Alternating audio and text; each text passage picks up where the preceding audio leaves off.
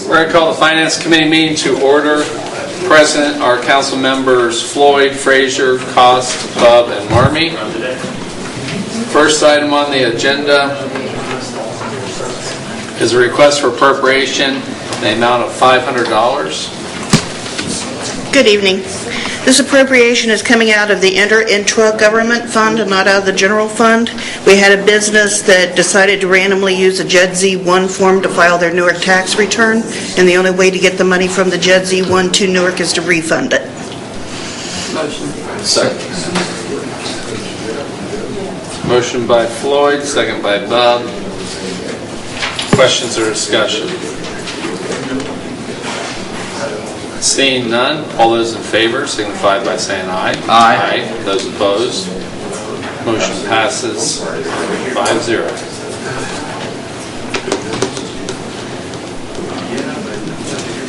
Next item on the agenda is a request for appropriation for the amount of $572,000. This is also coming out of the intra-government fund. The JED Z2 contracts require that we distribute the income tax collections on a quarterly basis, and this will allow me to distribute the first quarter of 2017. Second. Motion by Floyd, second by Frazier. Questions or discussion?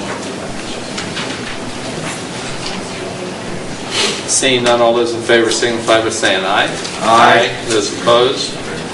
That motion passes 5-0. Thank you. Thank you. Next item on the agenda, request for appropriation in the amount of $1,457.70. Good evening. This is a reimbursement for the fireworks at the truck club. Just needs to go back into the account. Second. Motion by Floyd, second by Frazier.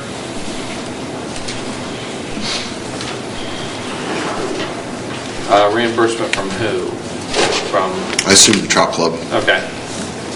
Just verifying that. Any questions or discussion? Seeing none, all those in favor signify by saying aye. Aye. Those opposed, that motion passes 5-0. Next item on the agenda is a request for appropriation in the amount of $1,000. When Tim Smith went through the police academy, he was awarded the Thomas Cottrell Award for Outstanding Student, the amount of $1,000 that's to be used for equipment for him.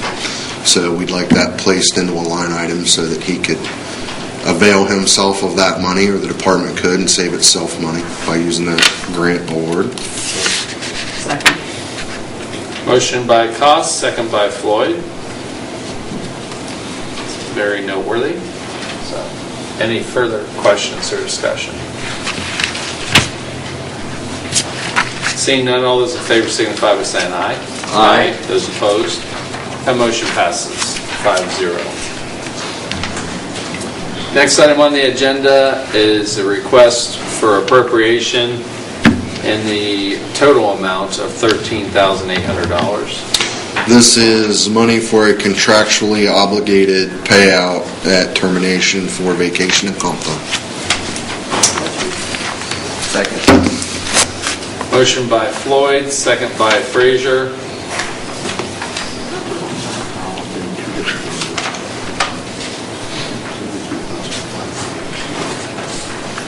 I'll double check that. Is she leaving already?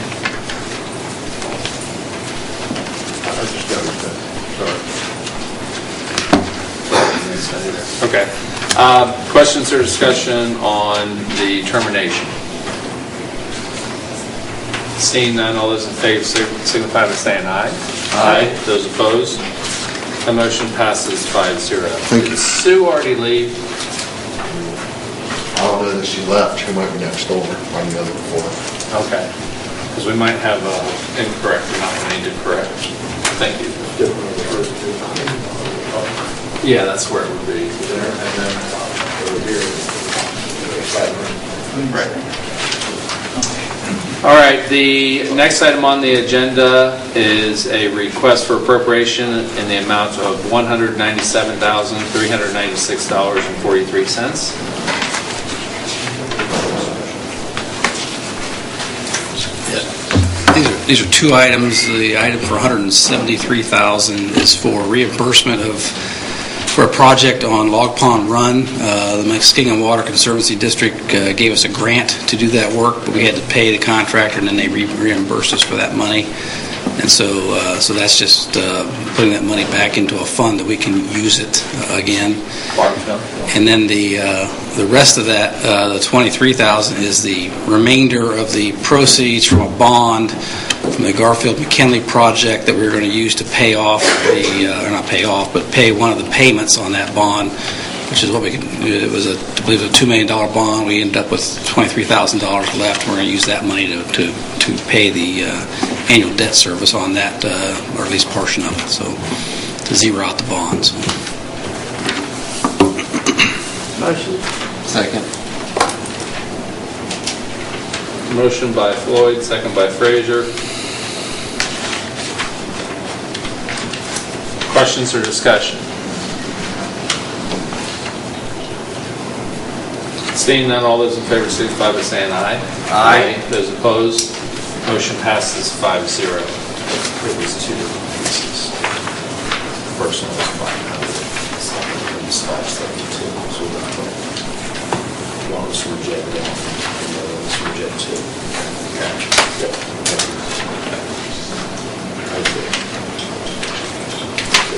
All right, next item on the agenda. Actually, I'm going to jump to a late item, and this is not something we're going to be able to vote on this evening, but it's an item that was presented today, and what we're going to do is we are going to listen to what it is, and then if the minority leader and myself feel that it's necessary to warrant using Rule 11, then next week it'll just go onto the agenda and pass through. That's the only manner in which we can do it. We cannot add an item to the agenda today and then vote on it. So with that, it is a request for an appropriation in the amount of $4,117.11, Your Honor. Thank you. Let me apologize for the lateness, but it was just presented to me today, and I went to the auditor's office, then to the mayor's office, and here I am. Several months ago, we increased the salary of the small claims eviction magistrate. We have him now working, instead of 2 days a month, he now works 4 days a month, 4 half days a month. And that was to alleviate the congestion we had up on the 4th floor during eviction days.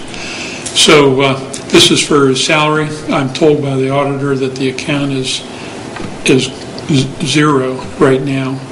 And the money does not come out of the city's general fund. It comes out of the court's special project fund. Okay. Any questions for the judge? Again, Carol and I are pretty good with going ahead and doing this to make sure that we don't get behind on someone's pay. So, but this is the manner in which we have to do it because of our council rules. So, thank you all very much. Yeah, I have one question. Your Honor, is this to get us through the end of the year, or how far will this $4,000 get us? Is this the level set? I think it should get us to the end of the year. Yeah. Okay. I think the problem right now is that there just isn't any money in that. And this is to right size that bucket in order to pay out for the end of the year, and then we can get it right next year. So that's perfect. Any other? That's it. Thanks again. thank you. Just so I don't forget. Absolutely. Just in my copy. One more. Thank you. All right, next item on the agenda, I just put as questions and answers to the plan to pay for the pay raises. And this isn't something that is a final definitive answer, but I want to just consistently make sure that we're working in progress and we're progressing forward with this. And I believe that there's already some kind of a plan in place for this year to make sure Yes. that you have this year covered. We believe all the departments are pretty much in agreement that their existing budget, trimming it very, very tight, will be able to cover those costs. We've had those specific discussions with the larger departments, meaning police and fire, and they are comfortable with that. Both chiefs are.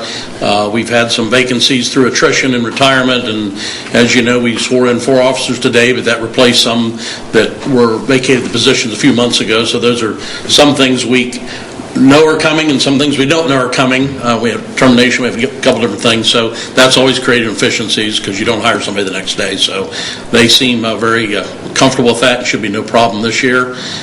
When we went into original negotiations, they understood there was no additional monies. That was pretty much anticipated. That was discussed completely through with the mediator and the conciliators and everybody else involved. So, obviously to our surprise was a potential pay raise. One thing it was for 3 years is less than the state average, which is at least 2, 2, and 2, and we get those served reports and you can look at them online. So with that being said, it was set in, I guess, stone with the unions, as we know, and then we step back and look at the other ones in that way, but they all understand that it basically has to come out of the budgets as they exist because there is no additional monies coming into the account. So we will probably in about 2 months here start to work on next year's budget as we normally do in late summer and go through it and start pulling numbers. Everybody knows to work very tight and efficient so that the carryover is increased and can help alleviate that pressure a little bit. And I certainly ask the auditor and the deputy auditor here this evening, or one of my directors, if you have any particular questions, we can try to answer a little bit. But this year we seem to be fine. Okay. Any questions that anyone has from the committee? I have one. As far as the rainy day fund, are we able to get through this year without touching it, and we are able to reevaluate it next year? Is that what it's looking like? That would be correct. This would be a building year. Yeah, do we know how much is in there right now? I do not know, you guys. I can pull it up here in a second if you want to hold on. But yeah, you should get it. You get the EOMs. Yeah. And it's listed right on the EMs under fund balances. I think last time I looked, it was $252,000. It's anticipated to be over about, I think $350 by the end of the year or something like that. That's probably the neighborhood it's right now. Yeah. Okay, then as a follow-up question to that, we do not currently have any kind of unappropriated balance, correct? No, Yeah. other than new things that pop up. Exactly. But so to the mayor's point, and just if something comes up, then we might have to utilize that because if There's no who knows budget. there's no wiggle room in our budget currently, and we have had things that have happened that are unexpected, fire trucks and things like that. So so that's kind of where we're at. Okay. Good. So can I ask, and Lori, I guess I would want to ask you, so have we equated out how much these increases are going to cost us for 2018 yet, or could we get that number? Yes, we've started that. Okay. Actually, we started that like when we start the budget and we Right. started negotiations. So it's not perfect, but rather than redo the whole thing, because I have many tabs on that spreadsheet, we do have an estimate of what that would be. Yeah. And then we, like Jeff said, we will start doing the budget Sure. probably as early as next month that we can calculate that.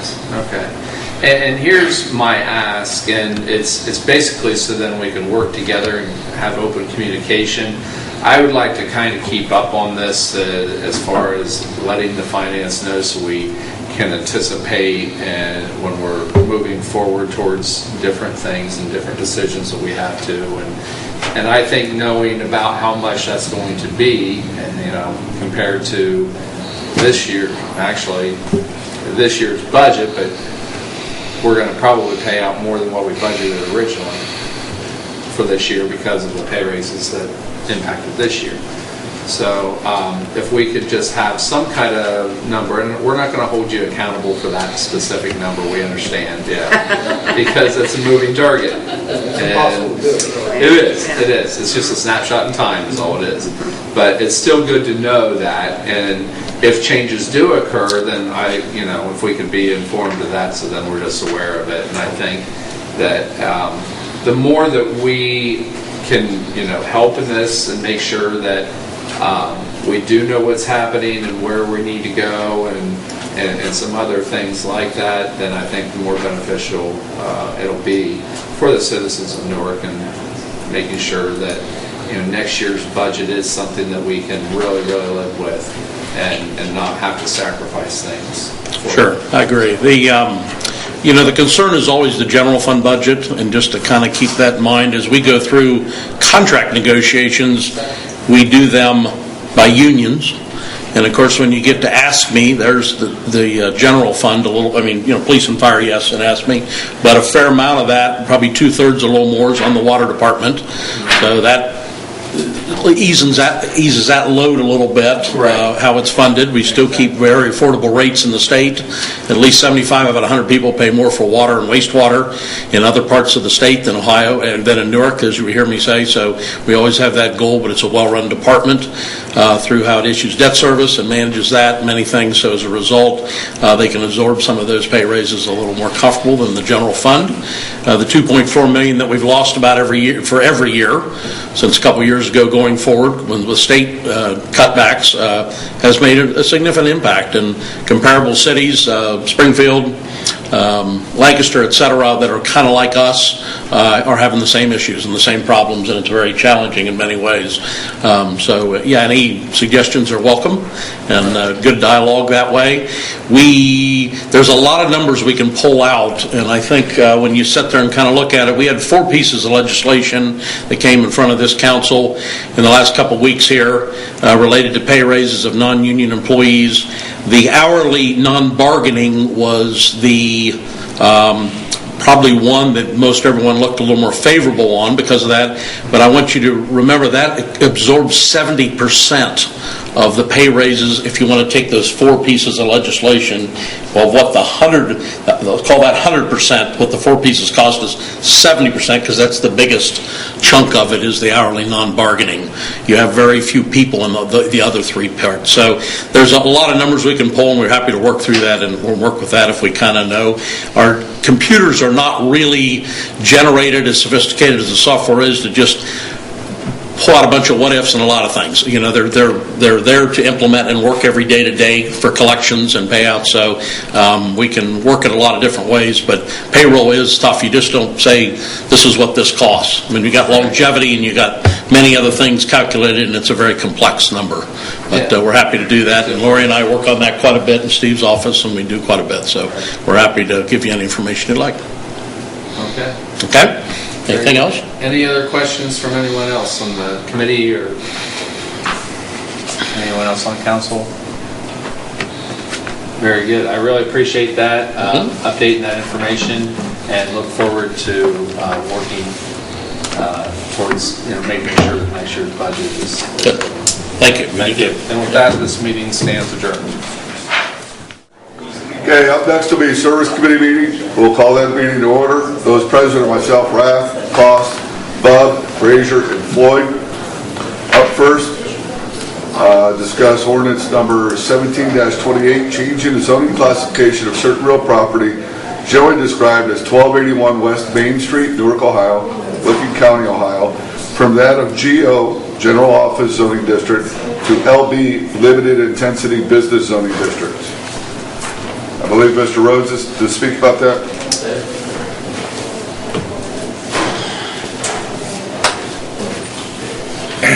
Thank you, Mr. Chair.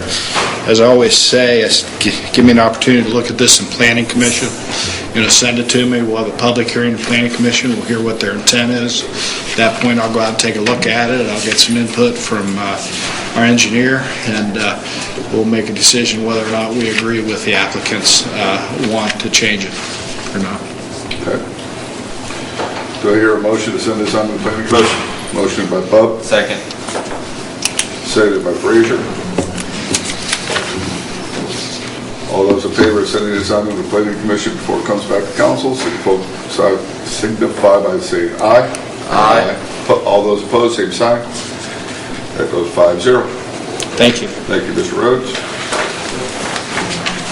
Up next will be Resolution 17-41, authorizing and directing the Director of Public Service to participate with a developer in the cost for construction of an oversized sanitary sewer, which will permit service to the areas beyond the developer's needs.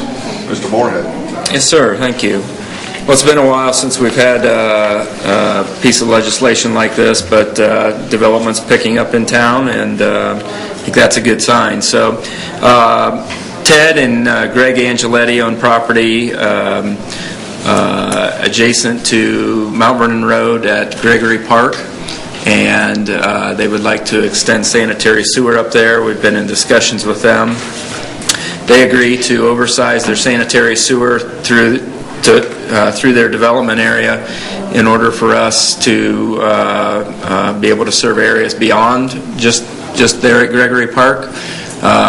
With the oversize, we would be able to serve the remainder of the Gregory Park addition to the west, and also to extend the sewer further north and pick up future area that may annex into the city. So we'd like to enter into agreement with them and participate in the cost of that sewer oversize.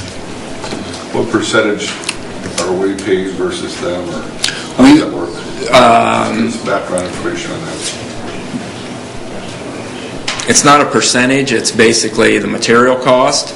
So if they require for themselves a 6-inch sewer and we want it upsized to a 12-inch sewer, we'll pay the difference in cost between 6-inch sewer to 12-inch sewer. So they're in the process right now of getting cost estimates for those. We anticipate the overall cost of all that to be somewhere between $30,000 and $50,000 when it's all said and done, the city's cost. So that's the number that we would expect to pay on the oversized size of things. And again, we would structure the agreement so that we will pay at the end of the project, because you can estimate the cost up front. There's certain things that happen, cost overruns and sometimes deductions, but we would pay what the final cost would be then. Mr. Chairman. Ms. Floyd? You want an oversized one basically so it can go west and north? Is that why you want it oversized? That's correct. Okay. Yes. Thank you. Mr. Bud? Well, this Gregory Park, are they on septic? Gregory Park is all on septic. So would that allow them to, Gregory and Brenton, they can opt in? In the future, that sewer line could be extended west through to serve the Gregory Park addition, or the vast majority of it anyhow. Any other questions from committee? Mr. Frazier? Are they open to extending that? Is that a phase 2 to this project, to extend into Gregory Park? Would that be something that the Angelettis do, or is it up to the owners and the city? It would be the owners, and it would be an assessment project to extend it further into the Gregory Park addition. We've had discussions with those folks a couple of different times over the years, and the assessment projects have not gone anywhere. So, but this would somewhat reduce those costs in the future. So it's a good opportunity for everybody, actually. Any other questions from the committee? Any questions from the audience? Mr. Bud? With that oversize, if those residents chose to do an assessment down the road, would that ease their costs some compared to how it was by doing this now? Compared to how it is today, yes. Okay. Thank you. Do I have a motion? Motion. Motion by Bud, seconded by Frazier. All those in favor of sending this on to full council, signify by saying aye. Aye. Opposed, same sign. That moves forward 5-0. Up next, Resolution 17-42, authorizing and directing the Director of Public Service to advertise for bids and enter into contracts subject to the appropriation of funds for various construction projects. Mr. Moorhead, what are these projects? This is one project on here, and this is the Cedar Hill Cemetery. It's a retaining wall, a fence, and sidewalk improvements along Cedar Street, basically from north of the cemetery office up to the top of the hill where the entrance is there. Has always been a maintenance problem, and lots of issues with people running into the fence and so forth. The fence is hard to repair because it has to be custom made at this point. So we have worked with the development department. They're providing some funding to the project, and the design is done. The bid books are just about ready to go out, and we realized that we were missing the piece of legislation to authorize us to move this forward and enter into contracts. So we're going to ask that the 3-day reading rule be waived for the project so that we can move it along.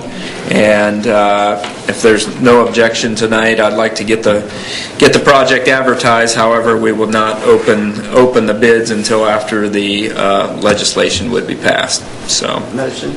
Second. We have a motion on the floor by Floyd, seconded by Bub. I'm just curious, what are they running into the fence with? Cars. Okay. Any other questions from the committee? I have a couple. Fraser.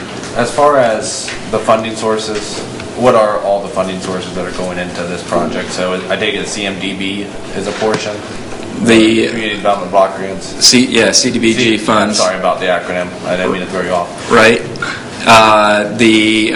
There's some capital improvements funds that the service director has assigned to it, and that's pretty much it. And going out, depending on what the quote comes back, we might go out and raise some private funds too. Do you have an estimated cost? It's about $260,000. Mr. Marmy, you had a question?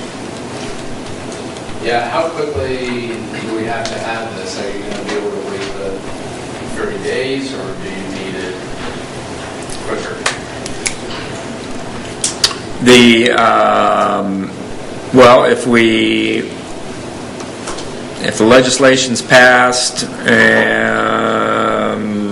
at your next 2 meetings, we wouldn't have a bid opening until probably July 6th or 7th, something like that. If we pass it next week, it'll be 30 days before it goes into effect without the emergency clause. Which should be July 19th. Well, then it would be ideal to be able to award the bid before that time. Look into having an emergency clause. We'd have to amend that next Monday, correct? You can amend it here and have her just do it. Okay, That would be preferable. that is possible. I'll make a motion to amend and add the emergency clause. Second it. Motion to amend. Let's see. I have a spot for this. And Frazier. Seconded by Bub. All those in favor of amending this to include the emergency clause, signify by saying aye. Aye. All opposed? All right, that will be 5-0-4.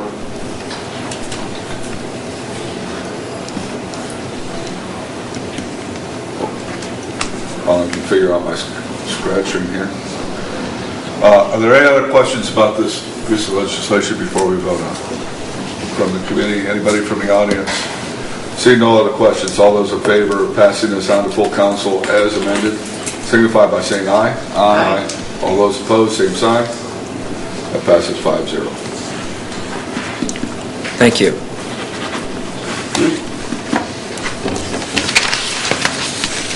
And that concludes everything that we have for the service committee. The committee's adjourned. And up next will be safety. All right, good evening, everybody. We'll call the Safety Committee to order. Those present are Frazier, Blake, Johnson, Floyd, and Rath. For the discussion today of the committee, review preliminary dispensary rules from the State Pharmacy Board and submit recommendations to the law director for additional legislation regards to zoning, licensing, and remediation of safety concerns. I believe all members have received the packet. Hopefully there has been a chance to review it, and I'm sure there's interested members in the audience as well that would like to discuss this as well. So to begin, I'll open up to members of council for any items they would like to review or discuss.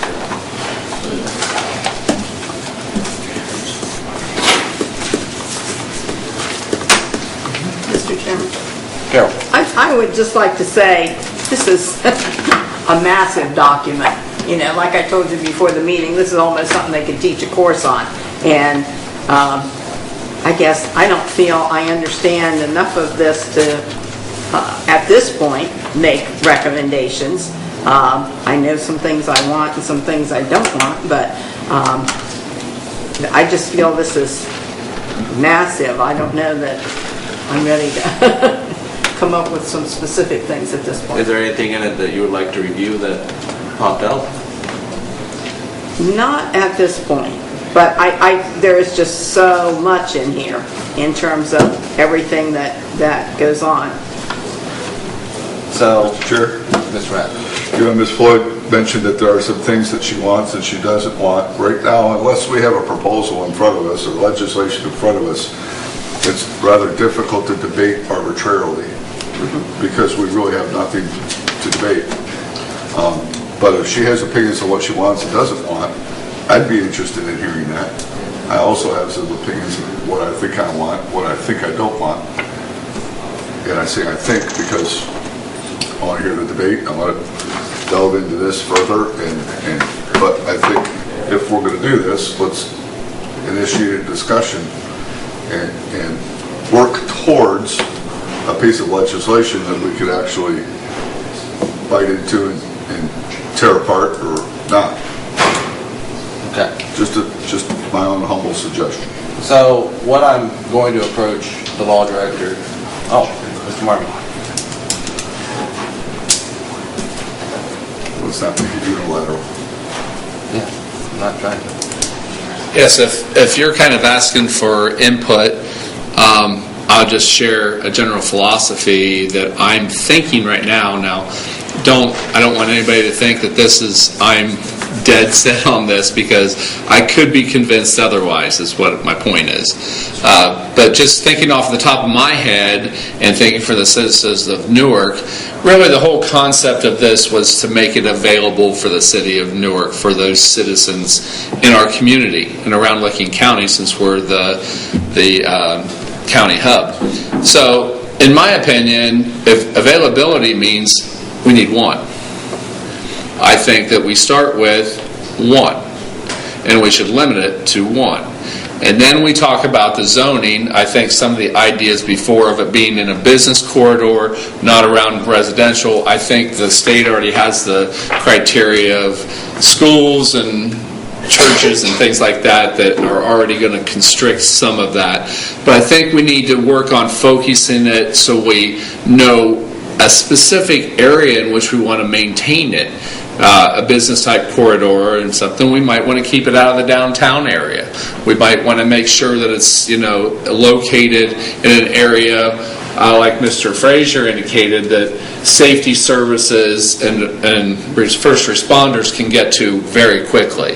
So I think those are the types of things that I want to make sure that we put in place. The fees and things like that, I think, yes, a little bit of that to offset our costs associated with the administrative cost of doing this, I think would be sufficient. I don't think we need to ask for an outrageous amount of funds or anything like that, but I think it would be definitely beneficial. And not only for this one, but I think that we also should possibly even have a fee structure for all three of them. So, and again, it doesn't have to be anything great or anything, but I think that we're going to have some costs associated with it, so therefore we should have a little bit of that reimbursed to us if folks want to do business in the situation. And that's just my general philosophy, and like I said, I can be convinced otherwise, but just off the top of my head, that would be my starting points, okay, if that makes sense. Yeah, thank you for your input. Sure. So, I'll add on to that. Mr. Rath. I mean, as far as that, we've had general discussions and different ideas, so I was let it be out there. I'm all for limiting the number of dispensaries, although, and like Mr. Marmee, I could possibly be convinced otherwise. I have an issue with a legislative monopoly, so I would want to limit it to 2, just so we didn't have a monopoly and only one business is allowed in the entire city of Newark. Whether we get 2 or not, at least there's an opportunity that, like the mayor said, there's a possibility we may not even get one even if we allow it, because there's not enough licensees. But I have a problem with legislating a monopoly, so I would be okay with 2. As far as location goes, I agree. I think it needs to be on a business corridor, somewhere maybe along 21st Street. We've talked about somewhere out west, near the hospital area. I can see reason for that. As far as locations go, the one thing that I would be cautious of, and I've said this privately, so I'll say it publicly as well, there's a stereotype here. We're talking about marijuana. We're talking about pot. It's medicinal marijuana, but to a lot of people, we're talking about pot. We're talking about dope. I would want to keep this away from a stereotypical dope place or pot place. So I don't want to go into a neighborhood or an area where that's The reputation. Yeah, and I'm trying to think, as a one-man team against political correctness, I'm trying to be politically correct, and it's difficult. I don't want it next to Puff and stuff. I don't want it next to a tattoo parlor or right next to Club 2K or in a impoverished area of the city or someplace where that's maybe has a reputation as being a drug haven. I don't want it in those areas because that's not what it is, and I don't want to perpetuate that stereotype of that's what it's being. So just some general thoughts. I don't think we have enough information to really do anything. And I'm with Carol in looking through, I mean, this is a very comprehensive piece of paper. And I just think we need to have more information about what really is expected from this. You know, we want 1 or 2 or 3 or 10. We don't even have a clue. You know, the state may come out and tell us, we're here in Columbus and Franklin County is bigger than you guys are, and so we'll just have one over there and you can drive over and get it. I just don't think we have enough information at all. Well, and I guess the thing that I noticed going through here is, the word draft is there, page after page after page, that this is a draft, which means it can be changed. I mean, they can change lots of these rules and regulations as they go through this and come up with the rules. I'm just concerned about moving ahead with legislation when there are so many questions, I think, still to be answered. I think we can talk about it so we can get an idea of, where we might want to go if things are more finalized, but I just think there is so much uncertainty how doctors are going to prescribe it. I mean, I found that nowhere in here. As I said, I have a friend I stay with 2 days a week who has Parkinson's, who said her doctor would give it to her if, once it became the law. But I'm not sure, does he write a prescription? And does that affect, since it's federally considered illegal, You know, that, to me, that's a concern. That's something that we need to consider. And I know it can benefit all kinds of people. I do understand that. And I just think it's something that, Mr. Marmee. you know, there are just a lot of questions. Mr. Marmee.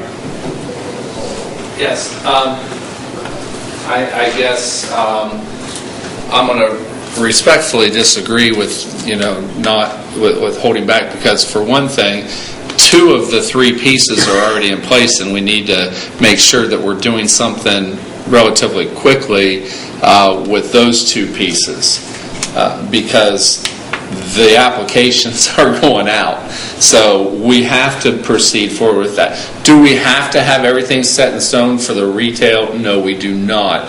But I think the state was pretty clear that doctors will not prescribe it, that it's going to be recommendations, and then the state will issue the authority for them, and it's going to go through the what is it called? State Pharmacy Board. State Pharmacy Board. And they're the only ones that are going to be able to authorize it. But a doctor has to recommend it to them. The other thing is that I think we need to start having the legislation pretty much in place. The first 2, if we have anything, we need to go ahead and enact that. But have the third one pretty much ready and drafted, and even if we don't act upon it, I think we can get through some of the things that we're going to have dialogue about. Do we want 1? Do we want 2? Do we want 3? Those little things, and the justification, I think it would be beneficial for us to get those types of items and opinions out of the way, even if we don't enact that part of the legislation right now. At least we need to progress forward with it, would be my opinion. Mr. Rath. From what I understand, and this is just rumor, Mayor, maybe you can clear this up, because I haven't heard anything directly, but from what I understand, we already have a cultivator in the city of Newark, or somebody who's invested money who's going to be cultivating in the city of Newark. So I assume that we have zoning in place that allows that. If that's the case, do we have zoning in place that allows for the processing of it? And then the other part that I would say is, as far as the dispensary goes, there's a lot to be discussed there, and there's a lot of different pieces of legislation that are going to come out of that. But if we could at least give some relief to the administration, and correct me if I'm wrong, but right now your biggest concern, your biggest complaint is the fact that you have people who are calling saying, we want to plan on having a dispensary, where can we put it? Even if they don't open a dispensary for another 6 months or 12 months or 18 months or 2 years, if they're willing to lease a place and pay for that property to secure that location for that amount of time, we need to tell them where to put it. And then we can enact the rules later. If we enact it, if we pass a piece of legislation and this draft changes to the point of where it adversely affects us, well, we can draft that legislation and pass it the next week. We can change with that and adapt with that. So I'm not so worried about that. We can put legislation through that allows us to ebb and flow with the tide, so to speak. So, you want to address some of those things? Yep. Quite a few there. We have someone interested that would like to put a cultivating location in the city. It'd be a cultivator. We sat down a few weeks ago and spoke with an attorney and a potential investor on that. There is no zoning in place. I mean, if it would fit into agriculture, what you're going to have to realize, there's probably no agricultural property in the city that has buildings, and no one's going to build a building on a new type item, so it just wouldn't be a business investment that's going to happen. I mean, at the end of the day, some of the proposed locations for this cultivator, were conducive to what we thought would fit in the city and fit in the right areas. It's being an economic development thing, I can't really get into details, and I'd be able to do that, to be honest, here in this room, because they would ask me to do that. But what you basically, I read a list of maybe 25 communities around Central Ohio that are moratorium or saying no at this point, as you heard. So obviously they just want to know what's the temperature in Newark, and we're going to get more asks here because we don't have anything right now. We're not on that list. So I guess I don't want to be the city that has everything and the only thing and no one else. They're kind of spreading that and sharing that. When we originally brought this, it was the dispensaries, the only thing that we thought we had some little concern about. The cultivators would likely be in a building of a decent size that would fit into an area anyways. It's going to have what we've talked, one other one called in, but we haven't met with them. They haven't talked serious, but both of them are talking about $1 million in payroll a year. So we look at the tax revenue on that. There's been talks in this room of Colorado. You can't even talk Colorado. I don't care day or night, even the taxes are different. So they don't even have an income tax. They don't have a lot of things. It has nothing to do with the product. It has to do with the state. So meaning that they collect their monies differently. We're not collecting sales tax. We're collecting income tax in this community. So anything that has a larger payroll is most advantageous to us. That's why we really thought the cultivator and the processor, and the cultivator rules were almost in place, seemed reasonable, seemed safeguard, seemed all that. It got down to location, but again, it's going to be a big block building that's not going to be in a shopping center. It just wouldn't work. I mean, generally, can't guarantee that, but I'm saying I think certainly this council needs to move forward and talk about zoning, absolutely with that, and zoning takes time. But those applications for the smaller cultivator, which is all that probably we're going to be talking about, 3,000 square feet of producing plants or less, is right now is the application submission time. End date Friday. That's correct. And then after that follows the larger cultivators, which I don't have any idea. I understand, but I don't have any idea about who's submitting or what. That's a large project. That's $20,000 non-refundable application fee and $180,000 the first year. Everybody can't quite fit that. So we haven't had any. Square footage of a large cultivator? Well, it's 25,000 square foot or less of not building. You have to keep in mind it's producing plants. And it's 3,000 or less of the smaller one. So we have had no requests on the larger one, and I'm not again sure. You do have to understand, after it is cultivated, you do have to transport it for processing, and then you have to transport it for dispensary. So transportation, as in any product, is a cost. There's security has to be involved during transporting a lot of things. So I don't know that we would ever be asked for a large facility. It doesn't make sense. It would be more around the larger cities or outskirts, I would think. But so we haven't had any asks on that. Mr. Rapp. So I'm confused about the building, and maybe it's because of my ignorance, but let me ask you a couple of questions. I can tell you that, like, for example, right now in Wapakoneta, it has nothing to do with marijuana. Okay. But in Wapakoneta, they're building greenhouses. Mm-hmm. And I don't know if you know the distance between Wapakoneta and Lima, but the first night that Wapakoneta went online, people in Lima were calling the fire department because the lights were so bright, they thought there was a fire. That's how large these facilities are. We're talking about hundreds of acres, literally hundreds of acres of under roof greenhouses, which I got to believe are relatively inexpensive to build. And since that's gone online, they've added tons of acres after that and still have more to go. Of growing what? Produce. Well, produce. Everything's different. I mean, the product. Agriculture is agriculture. You're absolutely right. The temperatures, but I got to believe that that marijuana can be grown in a greenhouse, which is a relatively inexpensive building to build.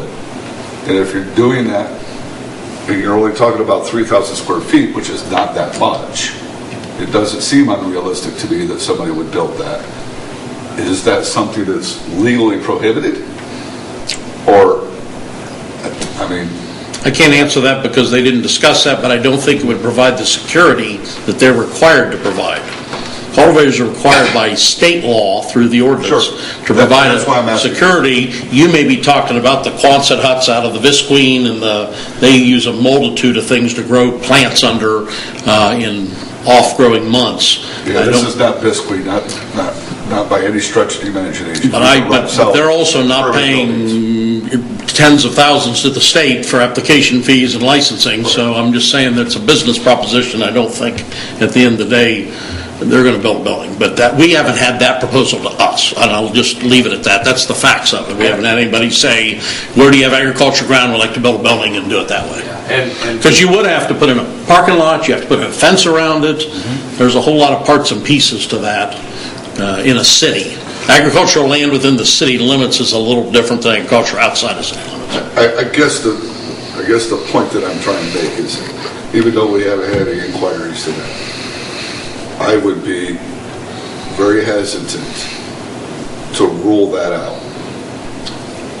Because I don't know what it costs to build those places up in Wapakoneta. I don't know, but they're building them in mass quantity, and security is an issue, yes, but I'm sure they have parking and fences and things like that. And like I say, these are not clean. These are not your backyard greenhouses. I mean, we're talking about thousands of acres. So I don't know. I personally don't know that it's unrealistic to think, when you're talking about $1 million in payroll, that it's unrealistic to think that. So I would be hesitant to rule that opportunity out. I agree. I mean, I think we just basically thought the cultivators and the processors, there's enough rules, there's a good upside to it. Go ahead, let's hold back on dispensing a minute till we can get all that information and it's collected. Never saying no to any of that, and make sure the zoning fits and works right. The buildings of cultivating and processing will likely be non-obtrusive in wherever they are. You know, dispensary is a retail thing. I'm not saying it's obtrusive, but it's noticeable different than a building that you don't know what's going on inside. So with the protection and the fencing and the things like that. So it's just finding the right zoning. I wouldn't hold off at all. But right now we don't have that zoning, and I think this committee can certainly sit there and get those balls rolling on it, and we'll work through our calls to talk with people about the locations they're looking at. At this point, they're looking at vacant buildings, big box buildings, and they're seeing if we have any objections to it. Would that not automatically fall under agriculture? No, I don't believe, is Brian gone? I don't believe there's a category necessarily. And then even if there is, they can come in and ask for an exception. I mean, there's a whole lot of routes for that. They just want first, of course, they had to do for cultivation an application submittal, so you got to get that act in order. That's the uniqueness of this. A farmer out in the land can kind of make it roll on their own, and they're their own business person, and they don't have a lot of legalities and hoops to jump through.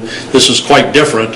So they kind of had to get their old ducks in order, submit a non-refundable fee. It's only $2,000 on the smaller ones, but again, $2,000 is $2,000. No guarantee they're ever going to have any yes or no. So, but there was a time frame, and that's what it was. And it probably came kind of quick if you're trying to put a business together, I think, at the end of the day. The state communicate to you, everybody that's applied? State communicates nothing to us. Okay. We have not received one email, literature, nothing from the state, anything, shape, or form. All that we can look at is about what you're Googling, that sometimes is updated and sometimes isn't. And a call into the Attorney General's office will not discuss it. And really because the Department of Commerce is who's handling the licensing, and they won't get into any issues. They're black and white. They're about a form, fill out all the lines, and submit it with a, you know what I'm saying. So there isn't any real guidance. Talking to the legislature, some of the members that passed it said that's why there was time so it could be discussed locally and try to work through those if you want fees on that or if you want zoning modifications and things like that. So that's what this time period was about. So when it comes to the extensiveness of the application, have you looked at everything that's required in the application according to the state guidelines? I have not gone all through it. Okay. One of the parts that a lot of these other cities are requiring is a licensure fee with a submission of the application that was submitted to the state. Because as part of that application process, you see the financial plans, the operational procedures, the security around it. Is that something that you would be interested in legislatively in order for us to get more transparency as far as what the state is looking at and what we're looking at? I think so. Because, and honestly, who we sit down and talk to have been very forthcoming. Any, very open arm, anything you need, we're happy to work with you. And So we have not had any feel to the contrary, that we're going to need to pry things out of people's hands, and I don't think it's intended that way, nor I think it'll operate that way. And the struggle is they have to be transparent with the state. Right. And so if we can reciprocate that on the local level, it'll be a benefit to everybody. Right. We just look at it through different glasses in different ways than the state would. The state is just a big, how do I want to say it? Positive term, political, but it's a big political business. We're down on the streets running the cars or plowing the snow or doing whatever it is, so we look at it quite different than the legislatures in Columbus would look at it. When it comes to an excise tax, a license, or a bond, so for dispensaries right now, they're requiring the application fee, $75,000 fee, and then on top of it, there's a $50,000 bond associated. You look at the other examples between Akron and Johnstown, the cities that have pretty much addressed it as much as they can up to this point. Are you comfortable with the 1% excise tax or licensing structure, or what would you prefer administratively to help get a handle around this? Well, I'd probably step back just a minute. My belief ever since being mayor and even as treasurer is that I don't believe we ought to make money on fines and fees. We should offset administrative costs. Which meant at the end of the day, if that just took care of the overhead that could be associated, and there's some what ifs in there, but I don't want huge fees that are non-welcoming. I don't think that's fair in any business or any department we have. And on the other side, you do have to understand, are there any penalties, or are there any other side to that? I guess I'm always, as I tell, if everybody does all they're supposed to do all the time, then I could lay off half our employees probably. We have to get in gear, and that's also sometimes the state doesn't think about that. What are they going to do if they don't pay their fee? They're just going to yank their license. It's done. Well, when somebody doesn't pay their income tax, what do? Yeah. We've got to engage staff to send out letters, make communications. It costs us all of a sudden. And because it's the law, we have a duty to try to collect. So I just want you to know that anything that we put in, we also have to have a mechanism to track and a mechanism to collect and a mechanism to what if they don't. Now, again, highly regulated industry here that probably we're not going to be their biggest problem, I would tend to say. So that's all good. I mean, we're not looking at the fees like the state has. But I just want you to understand we have to be thorough in a lot of those things. And then I guess I'm concerned 2 years from now, 3 years from now, will the state follow through and do the inspections they're supposed to do? Because I have numerous stories, not Ohio necessarily, but just they don't follow through. It all looks good up front, but they don't have infrastructure in place in order to... Many things. Yeah. So I guess I would also fire generally can enter any building. Mm-hmm. I think there's some sensitive time on the cultivating side when plants are budding or growing things that we can surely work around and work with a little bit. There may be times that aren't perfect for entry. I don't know. But I think we want police and fire with that ability to, if they have a concern, they're able to have communication and openness. When it comes to... Oh, I'm sorry, go ahead. I was just going to say, have you talked to the zoning people, our zoning people, about, should we be passing legislation or come up with legislation on zoning for the growers and the extractors? Those two parts of it? Is that something? Well, I think we should again take out the product. Would you want a large factory in the middle of a housing district? When we redid zoning laws years back before I was here, we went from 17 to 27 different zones. That was to allow a little more cooperation. But a city's made up of many parts and pieces, especially one this size, and you want to move into a neighborhood and your property value is protected. We owe it to the citizens. So as a result, we want like businesses side by side somewhat, and with a transition into a different type of neighborhood. So out on Tamarack, we have a lot of big box industry, and that wouldn't go necessarily other places. Where we have issues are probably some of the older industrial places that 50 years ago were fine because people walked across the street to go to work. That's why those houses were built. It's not that way anymore, so the people living in those houses don't have those jobs, or even that building isn't there anymore. But if somebody wants to do something different there with the same zoning, it gets very challenging. So we've had it, they're in neighborhoods for a reason, and they've worked pretty well, but again, that wouldn't work today. So I believe zoning is critical on this, fair, but also zoning no different way to approach it as anything else. I'm not sure, we've had discussions in this room about farming next to residential in the last year here, if you remember. They came to Planning Commission, just regular old farming. So what farming produces isn't necessarily that somebody in their backyard wants to be around roads, the dust and the disking, and I mean, there's a lot of parts of it. This is a little different, but I'm just saying, it's just because it's farming doesn't mean everyone welcomes it necessarily in the neighborhood. I think there are less chickens and roosters in this one. Right. Well, and you get into that. So I just mean, this is a little different. We are always probably going to have a little skepticism on this of people that don't believe in the product itself. I get that, but it doesn't worry us. We deal with that. I mean, it is what it is, and we'll explain it, and that's fine. But again, if you could have it in your area, wherever you're the neighbor, and you're not a problem with what they're doing, which they'll probably have to follow regulations to get the renewal of their license much tighter than anyone else. I can't see them being a problem, but that doesn't mean we shouldn't have proper zoning and proper licensing in place, probably. And the way this is outlined right now is there's an application, there's a provisional license, and then there's kind of a permanent operating license for 2 years, I believe is the duration. So in order for the provisional license, they have to be notified within 10 days of the board's decision. Would it make sense for the city to be notified within a 30-day window of them receiving that license so we can stay in the loop and not rely on the state? I suppose they should be able to pass on communication with us from the state, because I wouldn't count on it from the state. Yeah, so if we put it back on the people that are filling out the application, Yep. run it through the I process. think that makes sense. We've got, and I don't want to get off subject, but I want to explain a similarity.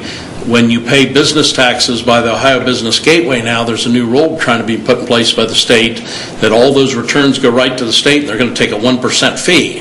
So we get 1% less collection, but the biggest challenge we're going to have, we're not going to be able to see those returns to audit them, to go back and check that those individuals are paying their taxes properly, so we've lost our checks and balance, and that's when the state controls it. We have that, where we can't check things sometimes, so it's correct. The sharing of that paperwork, or the, keeping us in the loop.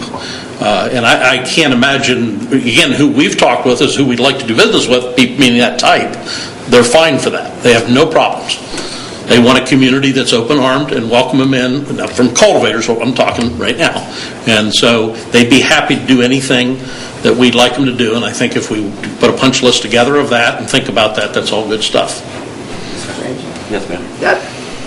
Do you think at this point and maybe it shouldn't be this committee, maybe it should be the Economic Development Committee, but should be starting with the zoning for the growing and extracting, so we get a start somewhere? I mean, I'm just asking because, I think that would probably make some sense. Okay. Because realistically, we can give dispensaries, is going to be a little farther out. I mean, we need to have that followed on the heels of that probably, but yes, cultivators right now are applying. So, and I think, again, they're going to get notified next month in July, thumbs up or thumbs down, and does that create a second bunch of submissions? Who knows? It just depends how many applied, how many get disapproved, things like that. Sometimes the state might have to have another application period if they don't meet what they think they need to meet. Mr. Rath and Mr. Marmee. No, I was just pointing out, Mr. Marmee had his hand up. Yeah, it's even more than just zoning. Code is going to have to be involved in it. We don't even have a code for this.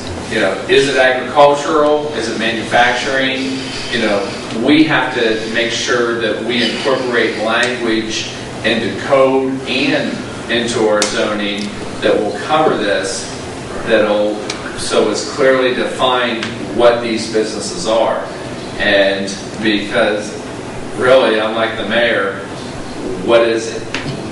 It's not truly agricultural because they're not really out there planting it in the fields, and they don't have, it's not like but it's not also chickens in there. And so, there's a lot of different things that we're probably going to have to maybe even come up with a new definition. We'll probably need the law director's advice on that to make sure that it's clearly defined as far as what this entity really is. And I'm just talking about right now the cultivators and the processors. What are they truly, and how are we going to define them? So, and that code's in the county now, so we got to make sure we're communicating with them. When it comes to the risk associated with banking, and you have alarm structures, do we do inspections with the police force of the banks as well in order to make sure their security is up to date, or is that on the banks to perform? Well, I'd like the police chief to speak on that, of course not tonight. He sat in on the interviews we had with the attorney and the people. He has some input, the things that could facilitate and help us to help them stay safe. And I think that's good open discussion. I'm not so sure it's always, and I don't need too many mandatory things. I mean, something might come up there. The state covers that fairly. We made a comment, the state talks about a fence, but police do make a notice, that keeps the police out too, so it's not, see, that's what comes from Columbia. I'm not sure that's smart. Cameras make sense, but if you can't take your car and you just drive around that strips of fence, something can be going on there and you can't get into it. So that's where sometimes, legislation doesn't really work well out in the street sometimes, and we want a good, safe business environment. And again, we're tasked, it's legal. Once it's in, we're tasked to protect them like we would any citizen or any business in this community, so nothing wrong with that. I think this is just such an unusual, I would relate this more to money or banks or drugs and pharmacies, which are federal and we've never had to get involved. So this leans more in that direction, so again, it is unusual for us a little bit, and we just want to be sure we do it. Mr. Rath did say, of course, anytime we can pass legislation, so you guys can, and as a result, we can adjust and change things, and I tend to think we might need to in the future, because that's just how new things go a little bit. But I wouldn't overload it, but I also would cover our bases a little bit, as I'm saying. Well, Mr. Rath. I agree with you wholeheartedly. The only other concern that I have, and I forget who brought that up, I don't remember if it was you, or it might have been the law director that brought up the grandfather aspect of this. I want to try to get it right as close as we can, and we're not going to face it. We're not going to we're not going to hit perfect on all cylinders first time out. We know that, but I also don't want to hit so far off that we end up with something that we really don't want, but have to allow because they've been grandfathered in. Sure. So we absolutely are not going to hit on all cylinders the first time, but we got to make every effort we can to get as close to that as we can. And quite honestly, that's why I voted down the moratorium, because we need to be having discussions about this, and we need to be having them now. If we're going to get close, if we're going to get it, we need to put the work and time and effort in and not sit around and wait. Mr. Chair, it's just, and I agree, but again, from our vision, I guess the moratorium was just on dispensing, so that we actively, not so we didn't talk about it and had time to not talk about it, time to talk about it. So, and that's what I interpret. Yeah, we shouldn't be sitting on our laurels. We need to continue that discussion, but maybe starting with zoning. The one lucky thing with the state's regulations and guidelines, they protect us too. In a lot of ways. They have to be a pretty good of character people to do this, to start with at least the cultivation and the processing. So that's taken a lot of the early heavy load off us. It's the zoning would be our most concern, I think, at this time with that, and then morph that over into the dispensaries of where and what we think they work better. My concern just back here, I'm not sure that many locations take care of the state. So, I'm just saying if you have one, you could have a lot of people coming in from out of town. So we want to be sure there's parking availability. Is it suited better into a commercial district at a shopping centers, things like that? Is not suited into a downtown area that has limited parking? Those are concerns at times. Because irregardless, somebody in this state with 60 locations, they're going to have to drive. A lot of people still have to drive somewhere to get it. Mm-hmm. So they're going to be from out of town, and I guess those are type of things we want to try to avoid. It works better on the dispensaries. And again, on the other side would be boxes and more industrial type. It fits closer to manufacturing almost, or light or industrial, than it does agricultural to me. But when it comes to certainly the processing part, right, absolutely. When it comes to redevelopment, and opportunities with brownfield sites that we're working on. How do you see that playing into the assessments and the purchases and the transition in order to maybe leverage this business to redevelop areas that have been neglected? We always, and I say it every week, I love to throw a stone and hit 2 or 3 birds on the way. So anytime it redevelops a blighted area and we can have a productive area, that's possible. As you know, we were awarded $300,000 for brownfield survey work, which means if someone says we'd like to do something with this building, but we don't know what's going on, the bank wants to know, we've got some funding for that, which is the great side of that. It's not there for the remediation. There's a lot of, if something's found. But again, the Clark gas station up on Mount Vernon Road is one of those things that, through hard work and setting up different groups, just like the land bank worked it well, through grant money, finally after all those years it's done, and that should hopefully be a productive property in the future. So it can be great, but it's still, this is a business like any business. The business owner is going to go out and find, potential investor, find a property, and then come to us, I'm trying to work a deal on this, what do you think about? That's what we've got so far. They're the ones that are going to generate that. We get all the time, I got a cute letter from a 9th grader the other day that says we ought to have a Chick-fil-A in town. Well, that's great, but they're always looking for locations, and this is no different. People are looking for locations. Again, we were very receptive for cultivators because we thought it would work pretty good, at least where they're talking about, and that made us better than many of the communities around here, much more open. More than 25 at least that I could name. So I think that's great. We should be that way, but we also got to be cautious on the other sides to make sure we know what's going on. So you don't control the Chick-fil-A market? I don't control the Chick-fil-A market. I had no idea. Ms. Baker, is there anything that you would like to say on this issue and any recommendations that you have? In regards to zoning, the places that you proposed, basically where we've been looking as well, it would fit in really well in kind of the medical area. I guess my number one stipulation is patient accessibility. There was a location available on 21st Street that I thought would be perfect because it already had wheelchair ramps and stuff like that, but unfortunately we're surrounded by a residential area, so that's not going to work. I don't really have any stipulations or anything at the moment. I just kind of want to see where you guys are moving with it before we start talking to property owners and stuff like that. The only other thing I want to comment on was the possibility of having a Tier 1 cultivation center here. I know you guys might still want to be a little bit prepared for it, but I believe that with what's happening in Johnstown with their medical campus, and they're applying for the largest licensing there, I believe that they're going to be awarded that license because the guy who is on that license worked with the state to develop the House bill. He's part of APEC Supercritical. He's already got businesses going there. So I'm pretty certain that they're going to be awarded that one out there, and that being so close in proximity and them only having limited one, I don't think they're going to place another huge cultivator out here so close to Johnstown.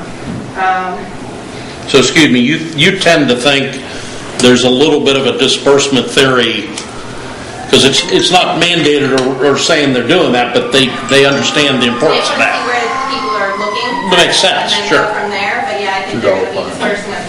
The other thing with dispensaries, which it would be nice to have only one because that's the least competition. But what the state wants is competition because if for some reason one of the dispensary retail locations is unable to keep up and manage the patient load in that area, they want to know that there's a fallback not too far away for these other patients too. So limiting it to maybe 2 is a good thing. But overall, what they're really looking for is for cities who want to work with those. So it's good to hear that you're already working with the cultivator, and that's what they want to see is that it's all working well together and everybody's getting along together well with it to be awarded licenses in those areas. So good. That's all I have. Thank you for your attendance. My one question to you is prohibitive fees. So is 1% seem like a fair fee compared to what other people are doing, or is that going to... How much of your money are you willing to give away? I can't give any of it away, but that's something that is going to have to be discussed. I don't think 1% is too far gone. I believe that's what Johnstown implemented as well. And another thing, like we discussed, all those costs are going to be reflected onto the patient. So keeping it, obviously, helping the city, but keeping it accessible for patients too, coming out of their pocket. So. No comment on that. We want something that's easily managed. You're saying 1% of sales? 1% of production, So I was going to 1%. say, so we do a business income tax, correct? So we kind of split it between the individual and the business. So my thought process would be a 1% excise tax on the business income Top of tax. what the Yeah, so it'd be 1.75 plus the 1. 2.75%. So I think I want you to understand that when you involve the income tax office, all those records are proprietary and not public disclosure. So you couldn't over and ask anybody over there. They're sworn to secrecy and privacy. They can't discuss those in this room. It's critical in business. They're not allowed to single out, nor are they allowed to give us a number that would identify a business. So it's a little. So you're saying we're not allowed to charge the 1%? No, I'm not saying that necessarily. I'm not know what your numbers are. I'm not going to go that far. I'm going to say it's entirely up to them to collect it and track it. It's just good and bad, but I'm not sure one department absorbing all that. Where is a flat fee something more appropriate? That's very easy. It's just a simple number, and it is what it is. We kind of went to flat fees in property maintenance, you remember, a couple of years ago for some work we did that made it a little bit easier to do. Mr. Rath? So if I have a dispensary and let's say I owe the city of Newark, picking out numbers, $500,000 in tax monies. They can't tell, the tax department can't tell me that. But can the tax department say, so far from this industry and this excise tax, we've collected $2.5 billion?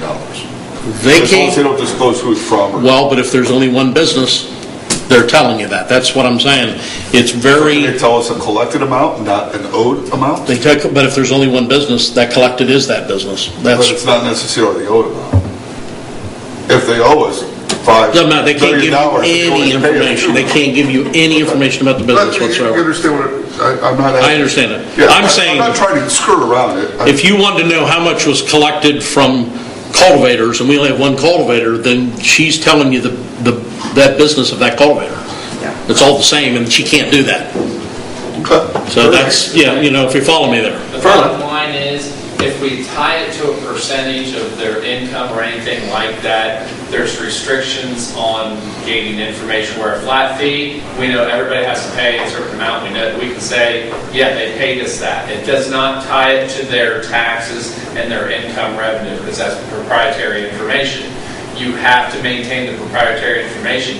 You can't tell me what they gained, because then I can do the math and know exactly how much income they produced, and that's proprietary information. Sure, I understand. Well, and let me add the only other thing, if we're talking about trying to make it a little competitive, which I tend to think is healthy in business, they're very hesitant to give out their numbers. Right. Anybody want it? I'd love to go up to Kroger up here. Josh ain't going to just sit and tell me the revenues every month. It just doesn't work that way. Because that's what that makes them motivated, makes them work. He might tell me, I don't tell anybody else, but I wouldn't tell anybody. I'm just saying they can't tell me. He can tell me, but he's very sensitive about that. Your CEO, your business owner, your investors, it's all about the revenue. I mean, that's what you're in business for. And I got to believe, as a business owner, a flat fee is going to be more desirable because it's a no. It's no longer a variable. It's predictable. Well, and I just sometimes percentages, it just depends on where sales go. They can get quite high that all of a sudden you're collecting so much it's kind of absurd. Sometimes with percentage you want to put caps on, it gets kind of ugly sometimes. Who knows what sales are going to be? Yeah. And it could be in 5 or 10 years exorbitant, and then all of a sudden we're collecting so much. Again, we're funding government with that, and I don't think that's right. That's my belief. So. Well, I mean, it stays at 1%, right? So you grow with the industry and the risk. Yeah, but the more sales they have, that doesn't mean it costs us any more from this perspective to oversee that industry. Do we really need to collect $10 million off of her dispensary if she's making $100 million? Yeah. $1 billion? Yeah. I mean, that's... I mean, we don't need the $10 million to... Yeah, I mean, a 1%, $10 million fee would definitely go a long way with our capital improvement needs. But the only other thing I would say to this, if it's a fee, you have to have it, and this is from the law director, you have to have a reasonable use of that fee attached to the expense. Yeah. You can't, so it could get so high that, whatever it takes us on day one, I don't know, it changes a lot in 5 years to oversee that facility a little bit. So, And that's the same scenario with an excise tax, where in order to charge an excise tax, you have to have a corresponding expense in order for that excise tax Right. to occur. if it just gets into a pure tax, and then it has to go to the voters. So fees are quite different, and they have to get excise tax as a fee, really. Marvin?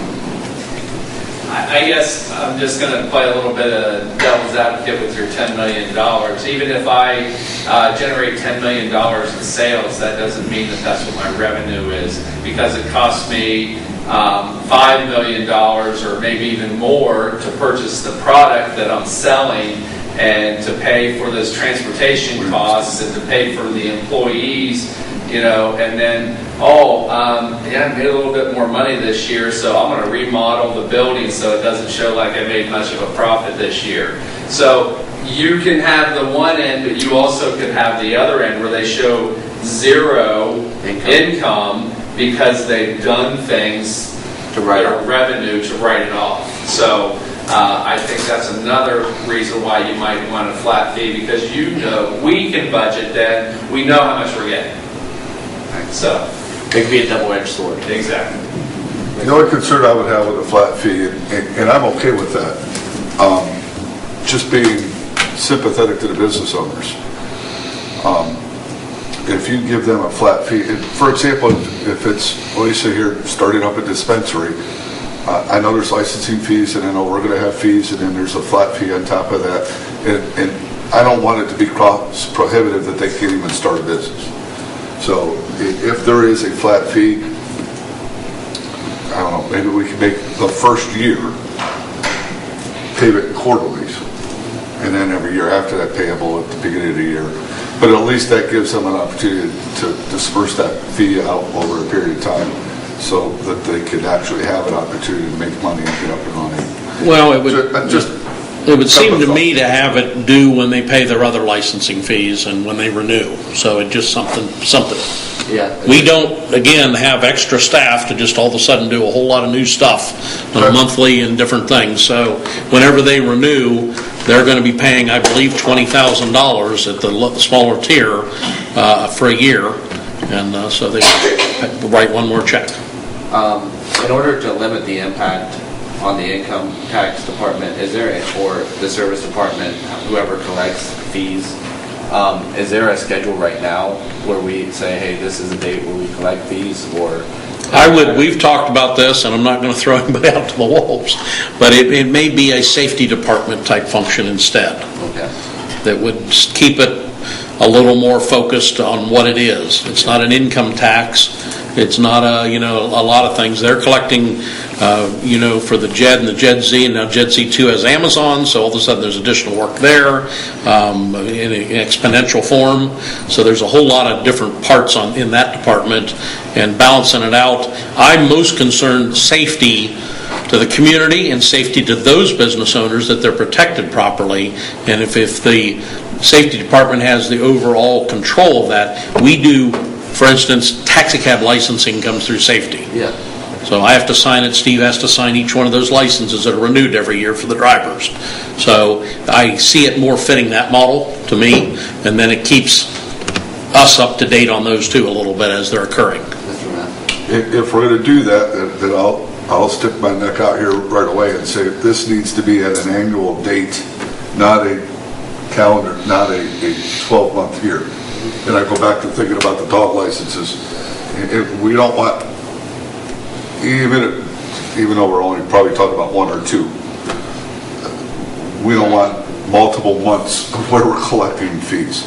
This is going to be due January 1, you got till January 30th to pay it. If you started in October, do we want to prorate it, or is it going to be an annual fee regardless of what month, and then January you owe again? Those are things that we need to work out.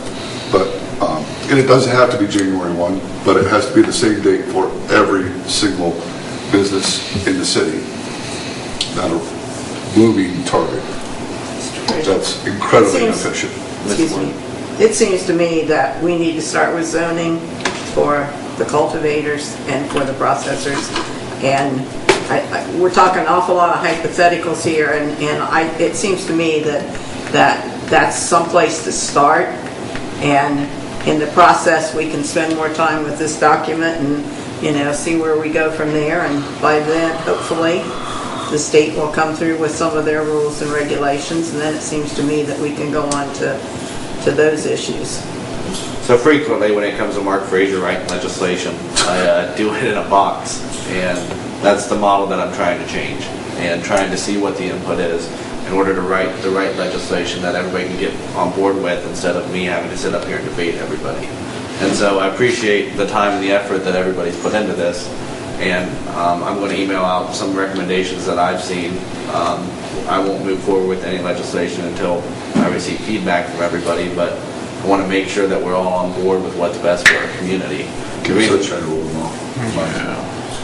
I'll pass it through the proper channels in order to make sure that I'm not breaking any ethics violations. And so the hope is, working with the administration, that we can find a beneficial solution to set the framework, maybe even before the state does, using their own laws in place in order to make sure that everybody understands how to do business procedurally, what needs to occur, and stay in front of the curve before the deadlines fast approach, and we're behind that curve when it comes to receiving applications, understanding impact, and setting security standards.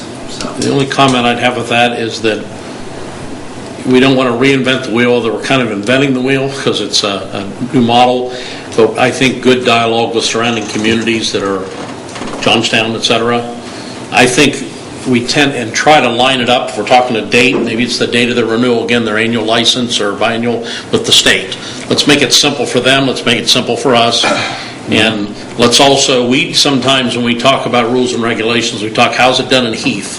How's it done? Because citizens, it's all one big community, them in this county, and if we can kind of line things up and they make sense, it makes it easier all the way around. So this is something we should reach beyond our borders and just this room to talk about, I think, a little bit. And I think that there's some specific competitive advantage that we can gain as a city if we address this sooner rather than later, where we set the framework before other communities that aren't even addressing this issue.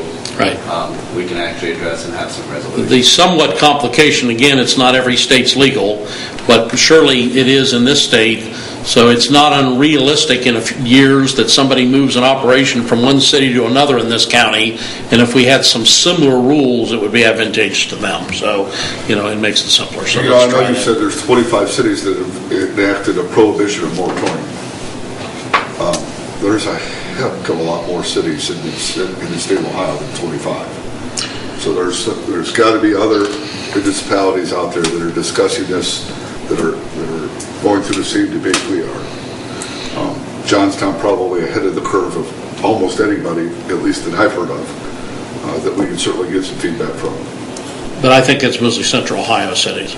There aren't a whole lot, and I don't think villages are going to mess with it. I don't think, there's a whole lot of different things going on there. That's most every suburb around Columbus, etc. That's just that list is all I'm getting at. So, and I think people probably want to come in and do business in a somewhat organized city. Yeah. Just like you wouldn't again, take away the product, talk about the business. And have you researched Akron too? Akron's one that I've been looking at extensively because they previously had a moratorium. They said, no, this is a bad idea, so they properly zoned it and repealed the moratorium. And I've been reviewing a lot of their literature to kind of see what makes sense for Newark, what's the best process. Is there any other cities that... Well, Columbus is just, I think they're just opening, news today, it was yesterday, about opening for cultivators and probably doing that, and probably they've got applications, they're looking, so I think surely that's some discussion, where's their mind on that, and looking at it. I don't want to be unreasonable, but also they might have some things you can learn off each other. Most anything we're doing in the city now, it's from discussions with other communities around, and how's it work for you. I always take the wheel off their car and massage it and put it on our car, so it's kind of a, every city's a little different, but again, there's a good starting place, I think, in many ways. Any other comments before we commit? All right. Thank you. Thank you for your time. Yep. With that, we'll adjourn, and that will end committees for today. Thank you, everybody.